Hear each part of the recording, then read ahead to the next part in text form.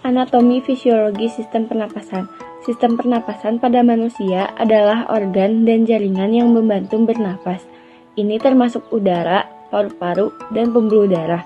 Otot yang menggerakkan paru-paru juga merupakan bagian dari sistem pernapasan. Bagian-bagian ini bekerja sama untuk menggerakkan oksigen ke seluruh tubuh dan membersihkan gas buang seperti karbon dioksida. Yang menyerang sistem pernafasan. Batuk adalah suatu refleks fisiologi yang dapat berlangsung baik dalam keadaan sehat maupun sakit. Penyebab batuk berdahak saat debu, polusi, atau alergen zat pemicu alergi memasuki sistem pernafasan. Otak akan mengirim sinyal melalui saraf tulang belakang ke otot-otot di dada dan perut. Gejala batuk berdahak.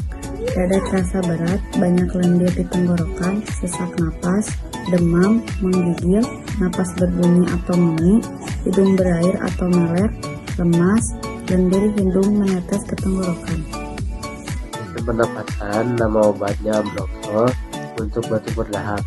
Indikasi penyakit saluran pernapasan dan kronik disertai bronkial normal seperti pada eksacerbasi dari bronkitis kronis, bronkitis asmatik, dan asma bronkial.